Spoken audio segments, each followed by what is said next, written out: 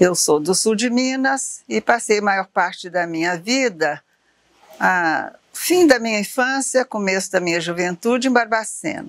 Bom, eu nasci em Pitangui, que é uma cidade do oeste de Minas.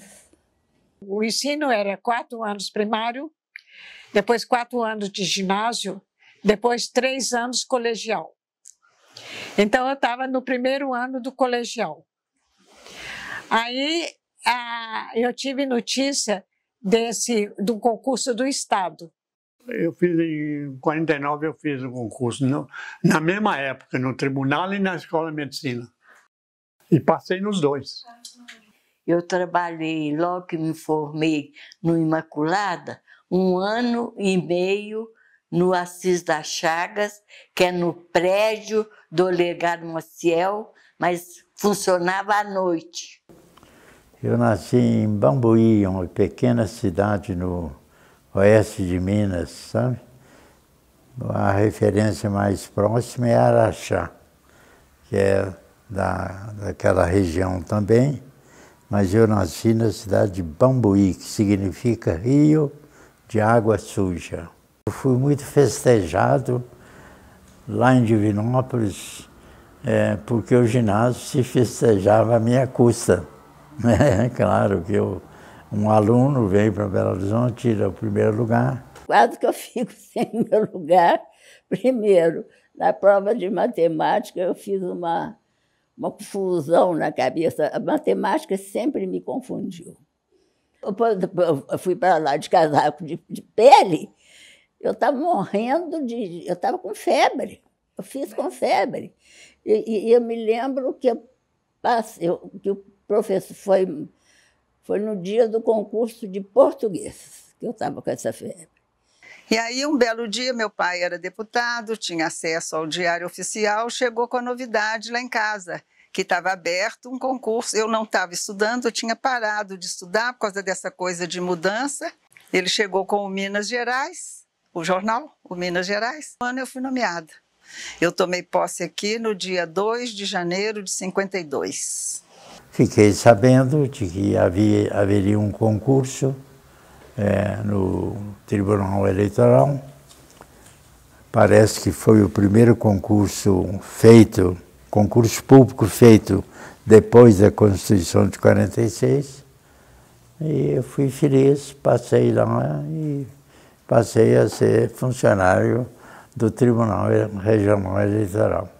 Funcionava naquela época na Rua Tamoios, 342, eu me lembro bem disso.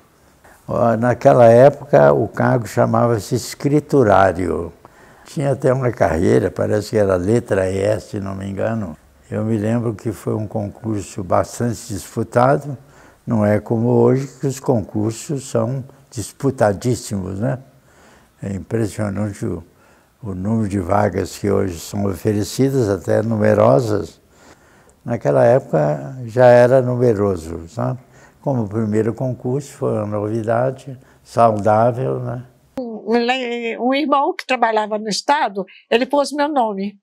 Então eu fiz concurso no Estado e comecei a trabalhar. Eu estava com 17 anos, foi no mês de novembro de 45. Em 49, lá no serviço, eu vi um jornal com anúncio do concurso do tribunal. Então, eu fiz e entrei para o tribunal. Era na Rua Tamoios, entre Rio de Janeiro e São Paulo. Antiga Casa de Itália, e que era a Assembleia do Estado. Assembleia em cima e nós embaixo. Os funcionários do tribunal antigo foram aproveitados. E o tribunal foi criado com funcionários públicos. E o primeiro presidente foi o Vigildo Geraldo da Paixão. Foram nomeados concursados para o cargo. Agora, o tribunal, eu demorei a ser chamada por 2 motivos. Que eu tinha tirado o 18º lugar no concurso e uma colega minha reclamou do tribunal. Então, houve uma conferência e eu abaixei a minha classificação. Então, eu fui chamada depois. Eu trabalhei para o estado de Minas Gerais, na cidade industrial. Eu ia na carroceria no caminhão, porque estava fazendo a cidade industrial. Então, eu junto com os operários, nós íamos de caminhão.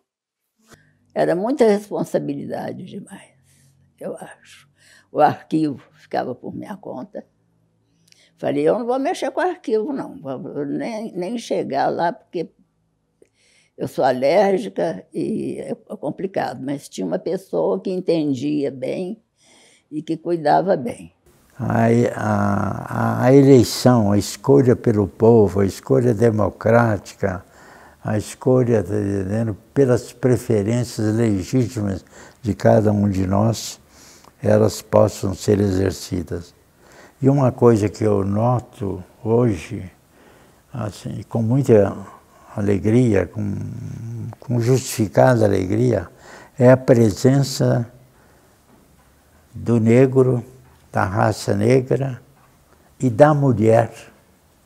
Mesmo as mulheres trans, mesmo as mulheres que vocês estão vendo aí, são os primeiros lugares de muitos concursos, muitas lutas eleitorais, são aceitas hoje. Nós estamos numa pré-revolução, acho eu, de ascendência da mulher e de aceitação de todas essas diferenças que existem entre os seres humanos e que estão sendo, para mim, surpreendentemente, muito bem aceitas nas eleições que acabaram de se realizar aqui no Brasil, não é? Todo mundo que chegava, que ainda não tinha nenhuma experiência, era lotado na famigerada quarta sessão, que era a dos fichários, né? Os fichários gerais, que era o trabalho manual, né? Artesanal, de seleção das fichas. E as fichas chegavam por milhões, né? Tinha sempre lá 6.000 fichas, 10.000 fichas acumuladas, chegando, porque tudo era novo. Tudo era novo, né? Era 1952. Justiça Eleitoral estava no princípio. As eleições, né, que se tinham realizado eram poucas ainda, e o eleitorado crescendo, né? Viriam novas eleições, era tudo crescimento, né? E aí trouxe o programa para mim, eu estudei e fiz o concurso. Agora, na primeira leva, parece que eu tirei o 22º lugar, se eu não me engano. E na primeira leva eu não fui chamada, porque foram chamados apenas 18. E depois, logo depois me chamaram. Então eu entrei como escriturário, mas depois passei a taquígrafo com minha mulher. Minha mulher também era taquígrafa. Então nós entrávamos juntos, foi aí que eu comecei a namorar. Nós entrávamos juntos, e então eu ficava pegando a perna dela.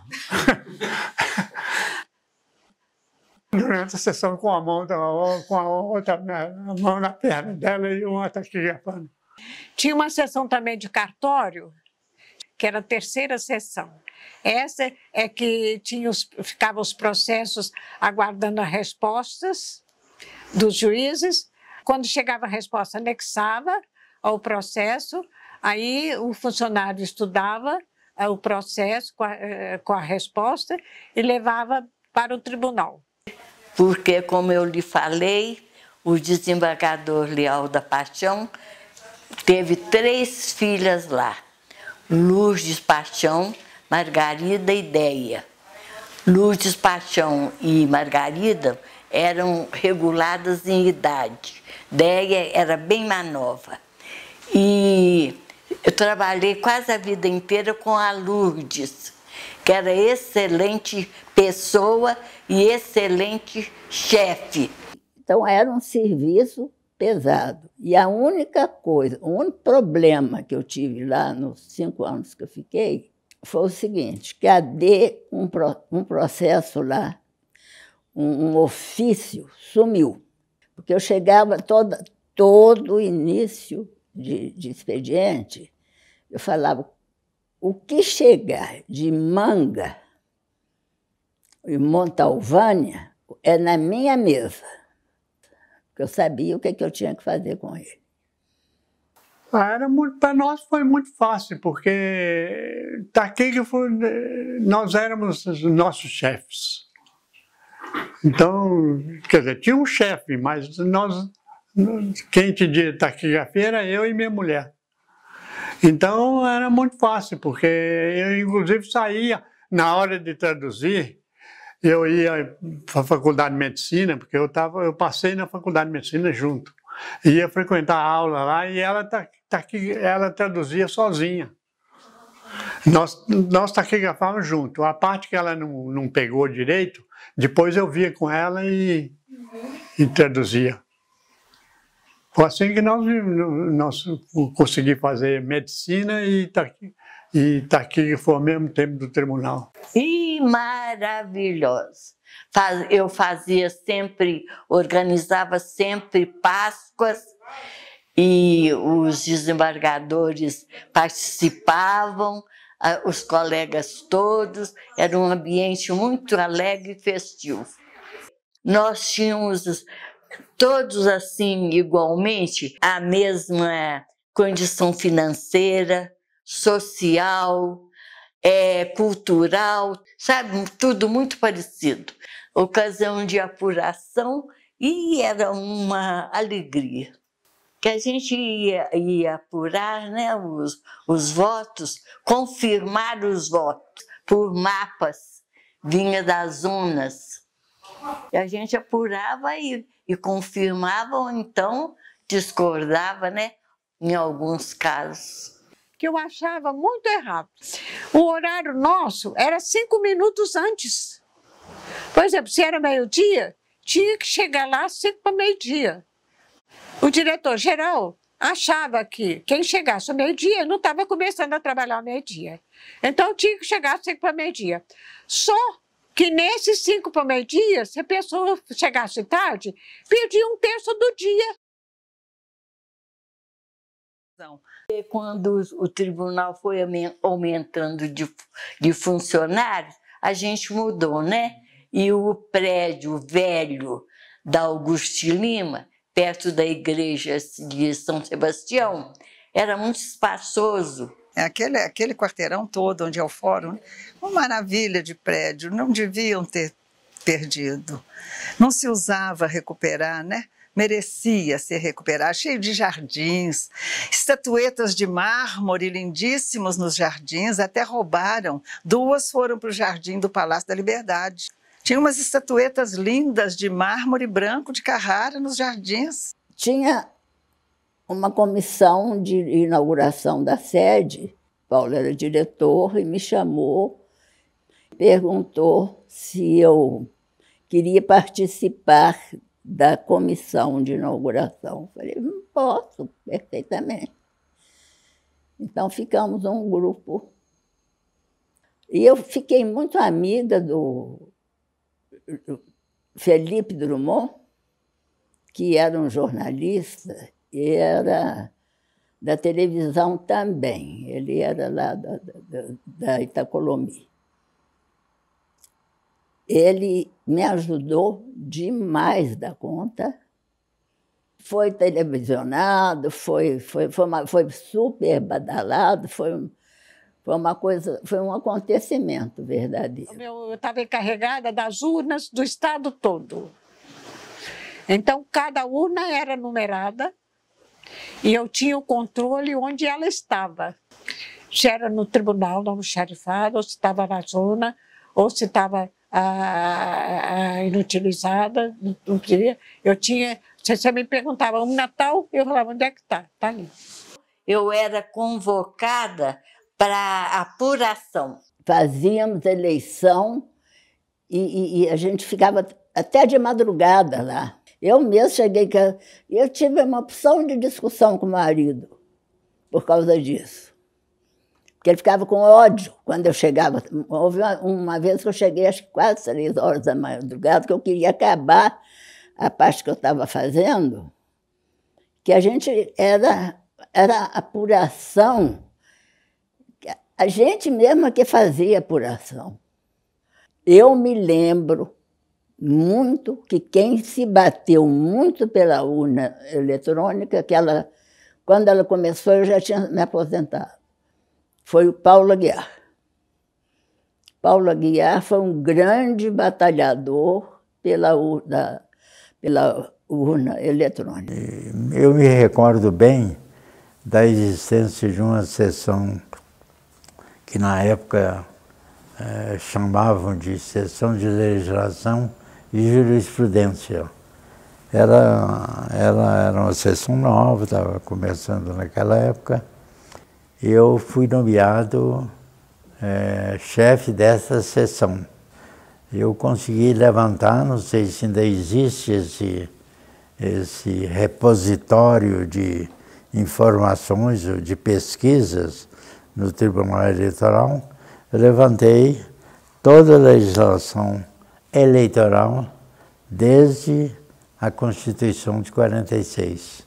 Tá? Era muito interessante, porque era tudo muito assim, primitivo ainda, eram fichas, né? Hoje não se usa mais disso, mas era assim que funcionava. O problema foi o seguinte, os juízes do tribunal, em reunião, eles decidiram que iam aumentar o quadro e iam nomear um número X de funcionários. Tudo parente deles, dos que eram, na época, os juízes do tribunal. Tudo parente. Acontece o seguinte, é que alguém ficou sabendo e fez um memorial pedindo que eles não ultrapassassem os rigores da lei. O que os juízes fizeram? Suspenderam por 15 dias cada um do subscritor daquele memorial. Aí o Giovanni ficou muito bravo, eu também fiquei, todo mundo ficou bravo. Nós juntamos o Giovanni, que encabeçou, nós fizemos, e foi feito um memorial, eu acho que foi tenho a impressão que foi redigido por ele, dizendo que eles não tiveram a menor intenção de fazer uma ofensa aos juízes. Apenas pediram que a lei fosse cumprida. Foi muito bem feito esse outro memorial que ele fez, justificativo. E eu assinei ele. E telefonei. Agora, eu que ninguém sabia, ficou sabendo na época. Quem telefonou para a imprensa fui eu. Telefonei para o Ciro Siqueira. Falei, Ciro, amanhã, olha, aconteceu isso no tribunal eleitoral. Ele falou, não me conta uma coisa dessa, Terezinha, eu vou mandar agora um repórter aí conversar com você. Eu falei com ele, eu não tenho os dados. O Zé Fernandes, que depois foi desembargador e tal, ele tinha todos os dados. Conversei com o moço, falei com ele, você procura fulano de tal, que ele tem todos os dados. Mas, enfim, aí, nessa altura, o Diário da Tarde já tinha posto em letras garrafais Panamá no TRE. Juízes nomeiam parentes sem concurso. E foi o que o Ciro transmitiu para eles que eu tinha falado. Né? Eu falei com ele, os juízes. Aconteceu isso. Gente, mas o povo, aí isso depois ficou. O povo com uma turma com raiva da gente. Não, aí o que houve? Nós fomos suspensos 15 dias. Também foi ótimo, a gente saía, encontrava a turma. Tá? Mas no nosso tempo não, era um pouco diferente. Tanto é que quando o desembargador Arnaldo Alencar Araripe assumiu a presidência do Tribunal Eleitoral, eu tive um atrito com ele, não sei nem qual foi o atrito da época. E ele me dispensou da chefia da seção de legislação e jurisprudência, naquela época. A Margarida, a Lourdes e outros, o Giovanni, o Gazinelli, a Vera, assumiram uma atitude que me honrou muito, me sensibilizou muito na época, de apoio a mim, extensivo, manifestado, publicado, contra o que elas chamaram de uma atitude emocional do então presidente do Tribunal Eleitoral, que era esse desembargador, sabe? Arnaldo Alencar Araripe. O que eu acho que a gente está aqui, e eles estão aqui, é para cumprir. Não tem uma Constituição, ela foi bem antes da Constituição. Nossa, mas existia, tinha uma Constituição já. Falei, nós estamos aqui para cumprir a lei. Então, se há lei, tem que ser cumprida. E eles têm a obrigação de dar o exemplo, esses juízes. Isso. Mas, na época, tinham realmente algumas pessoas influentes dentro do tribunal que, eu presumo, exercessem cargo em comissão.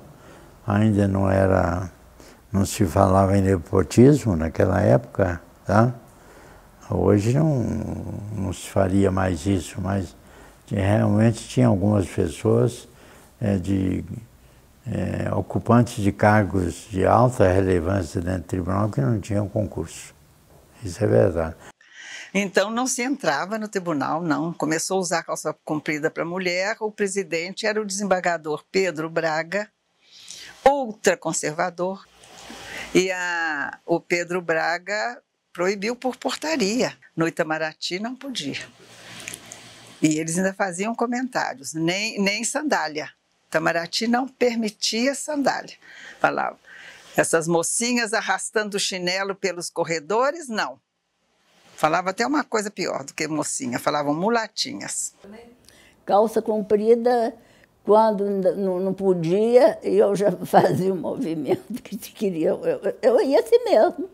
E fui de calça comprida o tempo todo. Adotei a calça comprida como minha vestimenta, porque eu tenho uma cicatriz na perna que eu não gosto dela. Então, fiquei assim. Ela é muito chata, essa. E meu tornozelo é muito esquisito também. Olha lá. Isso aqui foi no dia do meu aniversário. Fez 86 anos que eu tenho essa cicatriz aí. Eu não sei se era diretor administrativo ou diretor-geral. Eu fui perguntar para ele, falei assim, ô Luciano, por que mulher não pode usar calça comprida aqui? É uma roupa decente. Aí, por que essa proibição? Ele falou assim, não, aí não é proibição, não é usado. Mas eu estou achando que não é inconveniente, não é incompatível, não. Então, levou para o tribunal permitiu. Aí a gente podia. Aí eu reivindiquei, eu tinha que impor, né? Fui de calça comprida. Ainda tinha sombra de Getúlio, né? Já tinha sombra disso. Nós não tínhamos garantia de tribunal. Nós tínhamos garantia de ser funcionário, mas não de ser funcionário do tribunal.